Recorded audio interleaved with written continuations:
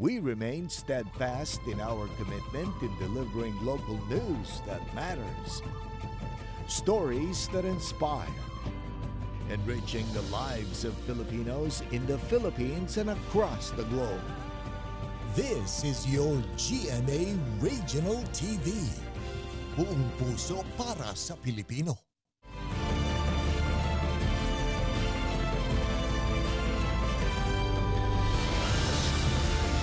Ito ang GMA Regional TV 1 North Central Luzon.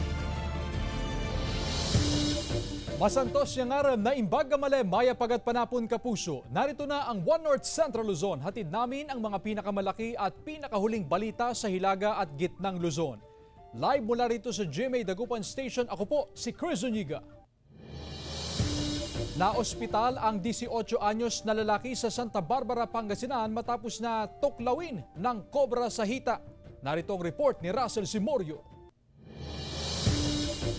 3 araw na natili sa ospital ang 18 anyo sa si Jerome matapos matuklaw ng kobra sa barangay Matik-Matik, Santa Barbara, Pangasinan. Agad siyang tinurukan ng anti-venom. Kwento ni Jerome, papunta siya noon sa tindahan para bumili ng sigarilyo nang aksidente niyang maapakan ang ahas. Napakan ko yung ahas, pumulupot sa binti ko, tapos tinuklaw po ako.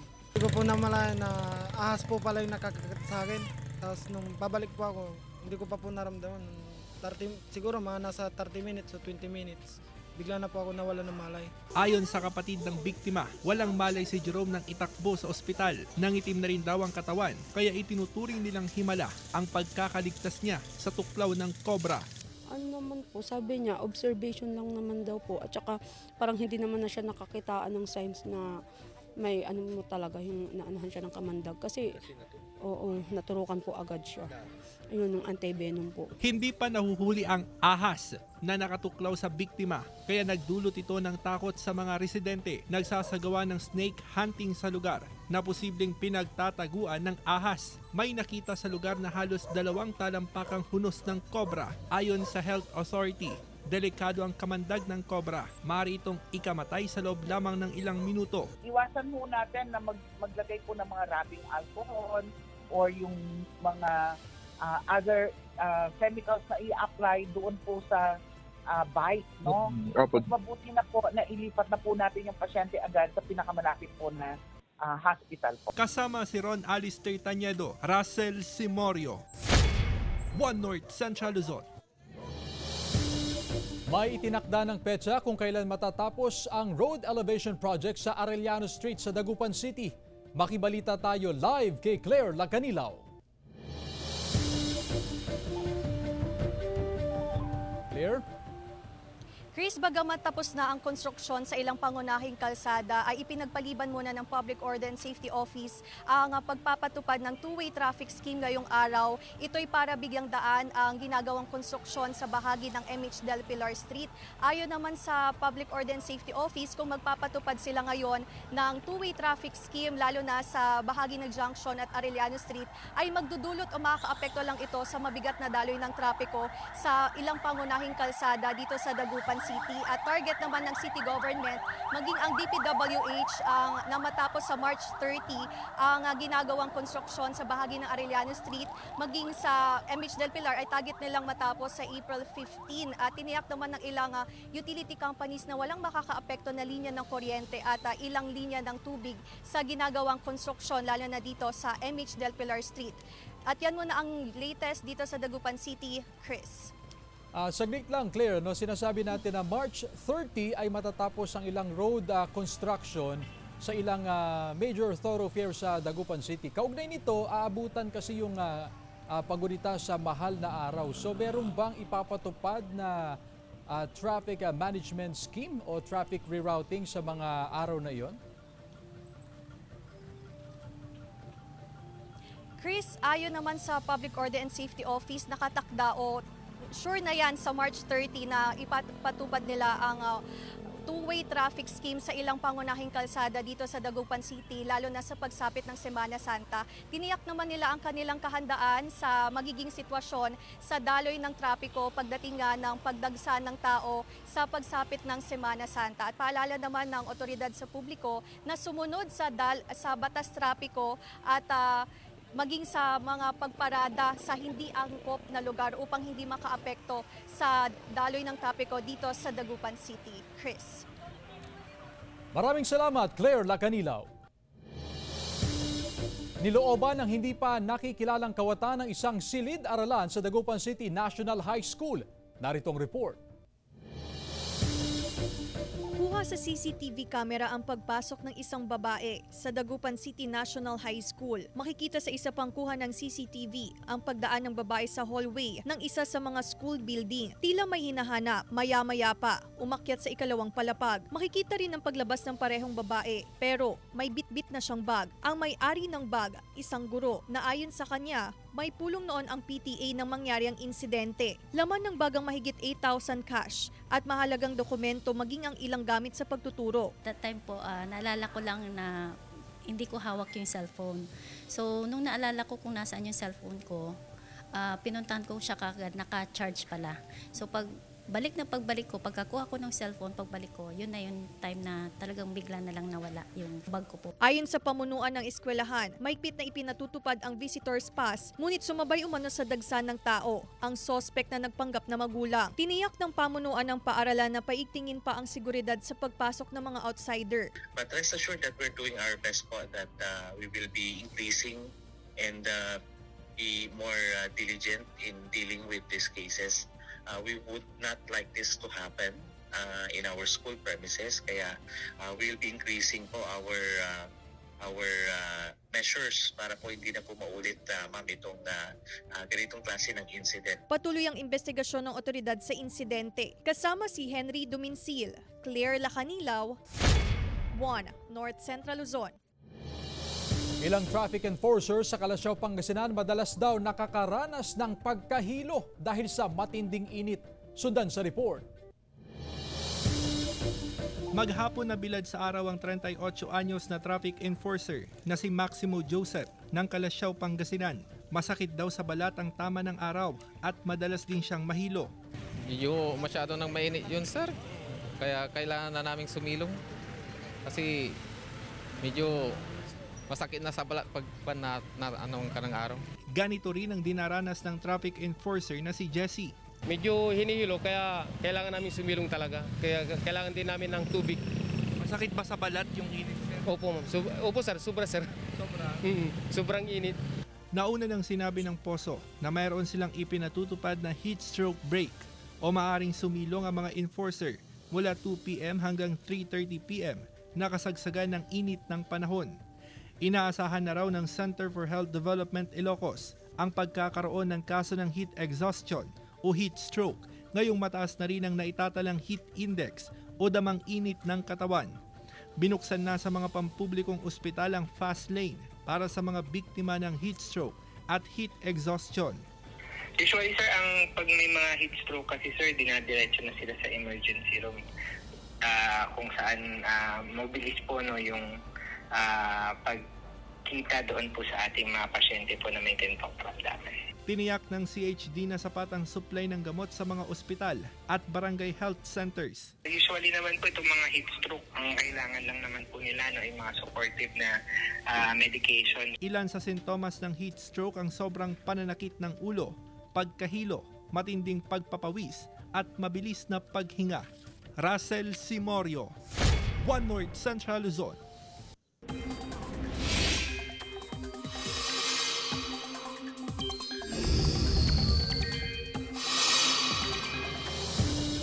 Mga kapuso, walang bagyo o sama ng panahon na posibleng mabuo o pumasok sa Philippine Area of Responsibility ngayong weekend.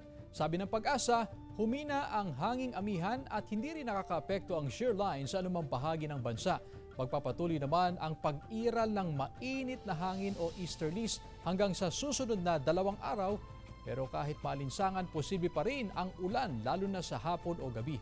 Base sa datos ng Metro Weather, may tsansa ng ulan sa ilang bahagi ng Northern at Central Luzon kasama na ang Cagayan, Abra, Ilocos Region, Kalinga, Mountain Province, Ifugao, Nueva Vizcaya, Isabela, Quirino, Zambales at Tarlac. May malalakas na ulan din sa ilang lugar gaya ng Aurora.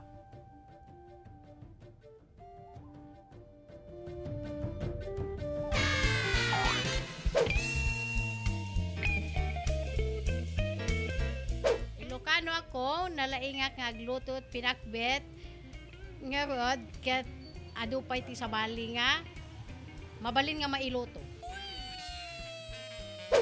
Ilocano ako, of course. Masasabi ko lang, ma'am, nakikisabay lang sa uso. Mabait kami. Basta wag lang gagalitin, ma'am, kasi iba kasi magalit yung mga Ilocano. Ilocano ako, of course. Maganda ako. Ilocano na of course, nalaing na kagayat siya.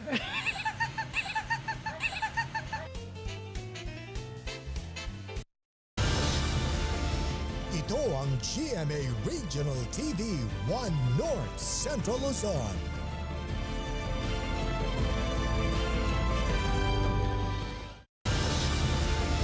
Ito ang GMA Regional TV 1 North Central Luzon. Tinangay na pera sa mga negosyanteng biktima ng online cash-in modus sa Pangasinan na ibalik matapos daw na makonsensya ang sospek. Naka-alerto si Razel Simorio.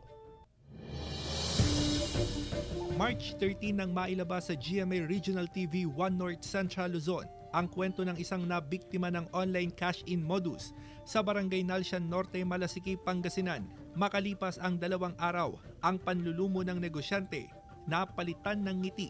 Naibalik sa kanya ang 35,000 pesos na tinangay ng lalaking nasa likod ng online cash-in modus. Nakonsensya raw ang suspect. Umingi po siya ng pasensya nung tumawag po siya. Sabi ko, ba't niya nagawa yun?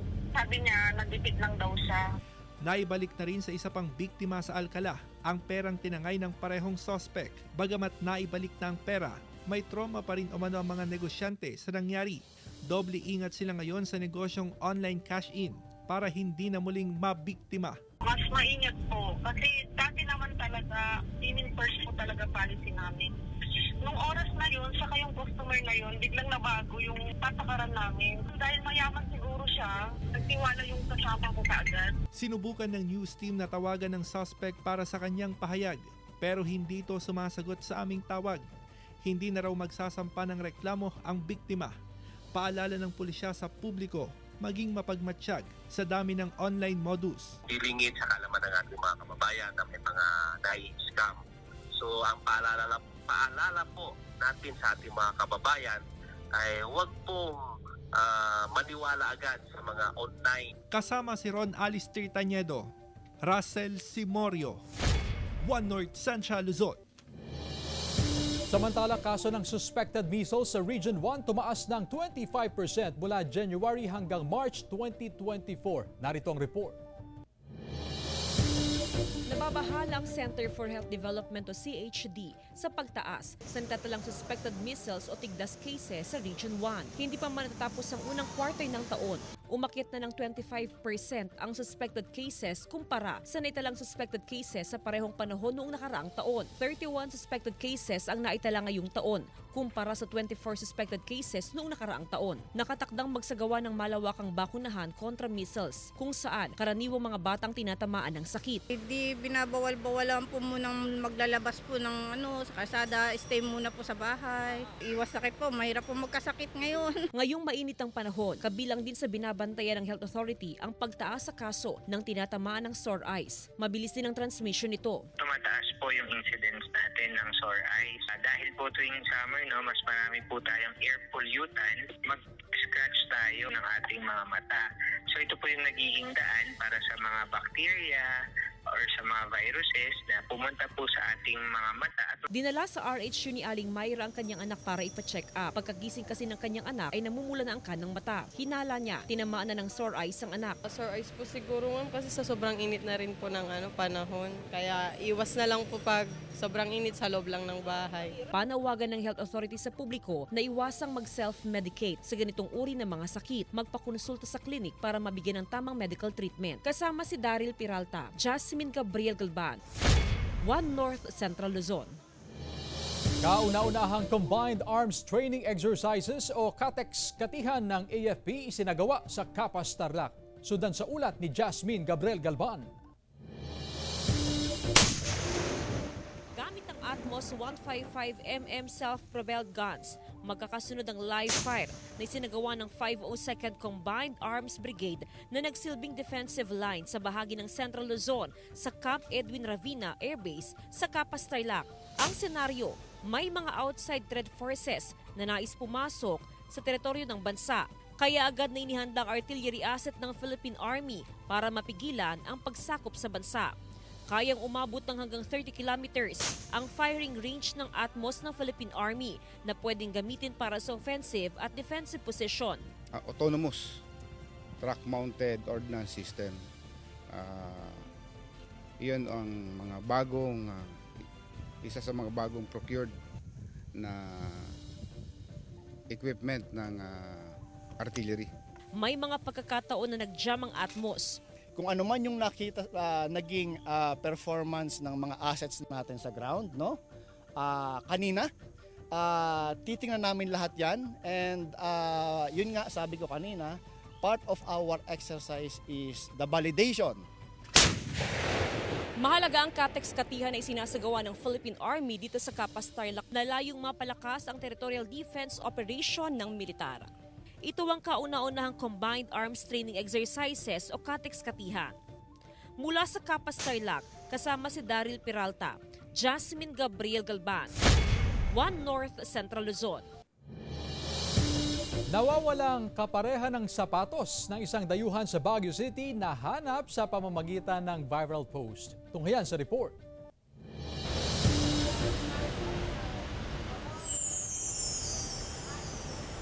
Mala Cinderella story ang pagkakahanap ng Nigerian national na si Pamela sa pares ng kanyang sapatos na nawala sa Baguio City. Ito'y dahil sa viral post ng Public Order and Safety Division na hinangaan ng mga netizen dahil sa pagiging poetic nito na naging daan para mahanap ni Pamela ang kanang pares ng kanyang high heels. I was sleeping in the morning and then a friend of mine sent me a message, screenshot.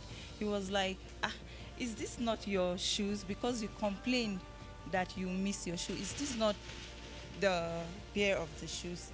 I checked. I said, wow, it's the shoes.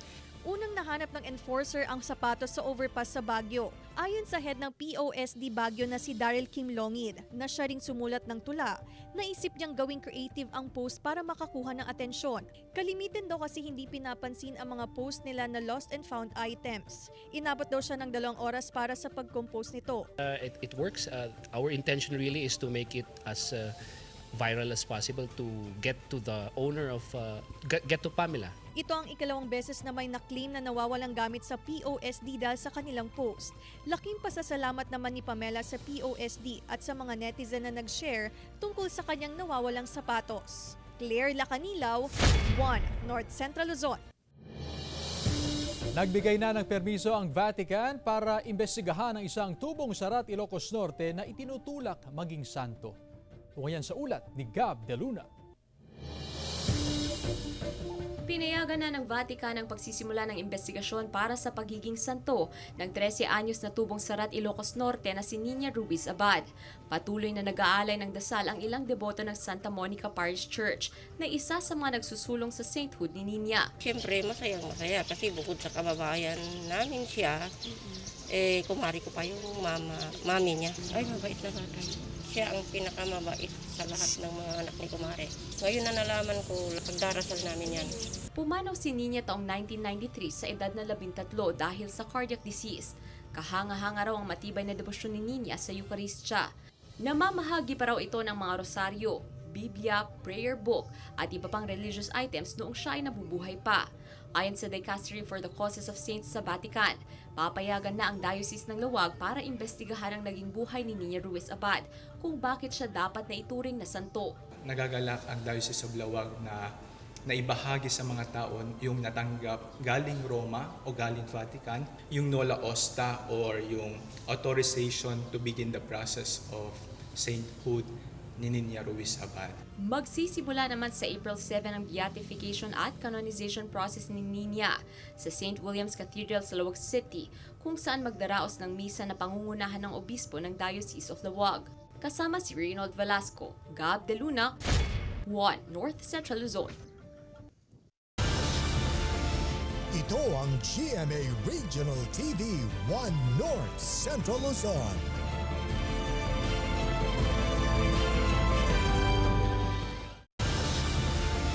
Ito ang GMA Regional TV 1 North Central Luzon. Magtutuos na sa hard court ang Letran Squires at Perpetual Junior Altos para sa NCAA Season 99 Juniors Basketball Tournament Finals. Magsisimula yan bukas, March 16. Defending champion ang Squires, bit-bit daw nila ang finals o sa finals ang kanilang championship experience at fighting spirit. Habang ang Junior Altas naman, first time na makapasok ng Final Four sa loob ng 14 na taon. Sila ang top seed sa standings ng elimination round ngayong season. Mapapanood ang Game 1 alas 9:30 na umaga bukas, March 16 sa GTV. Samantala, garbage collection sa Barangay Tulyao, Santa Barbara, Pangasinan naging atrasado dahil daw sa kawalan ng tagahakot ng basura. Narito ang report.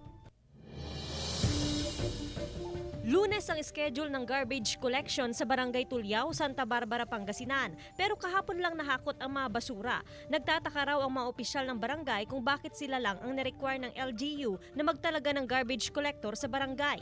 Ang sunod na tanong ko po, sa buong barangay, 29 barangays ba ng Santa Barbara? Ang sagot sa akin, no. Only in Barangay Tulyao.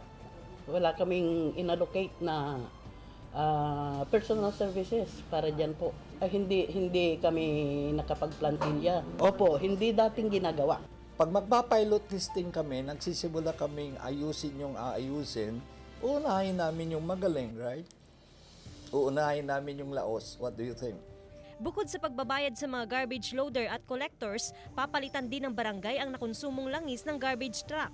Tugon daw ito para matulungan ang LGU sa kakulangan umano ng pondo dahil sa dami ng volume ng basura na nakokolekta sa bawat barangay. Dati, ang mga kawani ng Menro ang umiikot sa lahat ng barangay para kolektahin ang kanilang basura. Pero ngayon, tinaasan ang alokasyon ng pondo ng barangay para may magamit sa pampasahod sa kanilang garbage collectors at iba pang gastusin sa waste management.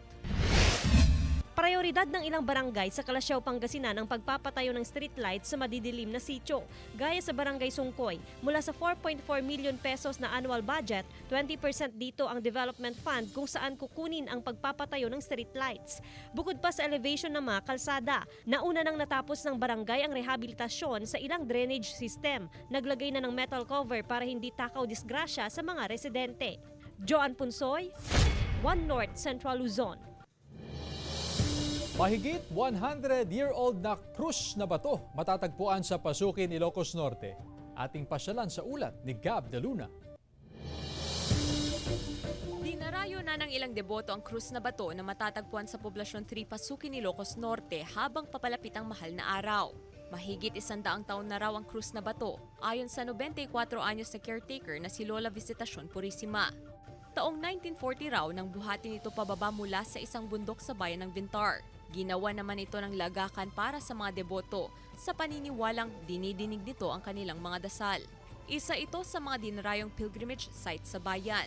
Idi unan hakit kasla pelang medyo anja pelang mamati ko nakmanlangan. Yung gapot idi ko na tutum umay. Idi ko na din nakakita tay makitam day talamin ana. Dito adalamin ni ko na dagidi imay.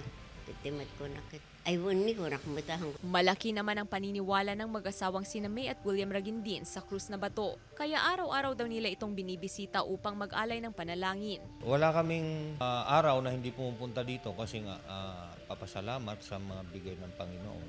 Ngayong paparating ang mahal na araw, inaasahan pa raw ang pagdagsa ng mas maraming deboto. We are very happy to promote our cross na bato kasi marami nang dumarayo at tinitingnan ito talagang mga deboto. Nagsasagawa rin ng simbahang Katolika at ang mga deboto ng penitential walk tuwing Semana Santa. Kasama si Reynold Velasco, Gab De Luna, 1 North Central Luzon.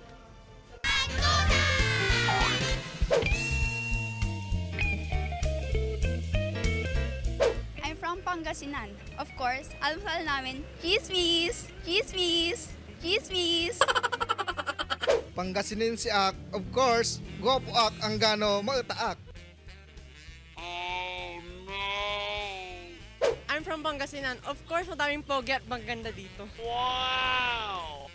I am from Pangasinan. Of course, mahilig po kayo magsabi ng bakit. Uy, Sirin. Samantala, mapapanood niyo po ang episode na ito at iba pang pinakahuling lokal na balita sa official website ng GMA Regional TV, www.gmaregionaltv.com. Pwede rin kayong bumisita sa aming official YouTube channel, GMA Regional TV, at i-click ang subscribe button para sa pinakamainit na balita mula sa mga rehiyon. Nais din naming pasalamatan ang mga kapuso sa Hilaga at Gitnang Luzon, maging ang mga kapuso natin abroad. Dahil sa GMA Regional TV, local news matters.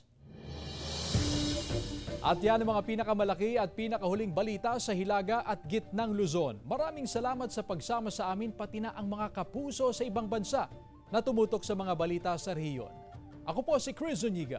Kami ang GMA Regional TV, 1 North Central Luzon. Buong puwersa para sa mas malaking misyon at mas malawak na paglilingkod sa bayan.